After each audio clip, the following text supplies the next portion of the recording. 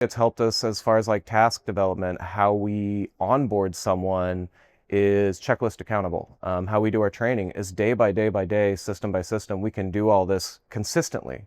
And for everybody to receive the same quality and training that is assured by the checklist that doesn't change unless we tell it to is a significant boon to give to my team, that everybody gets the same preparedness before joining us.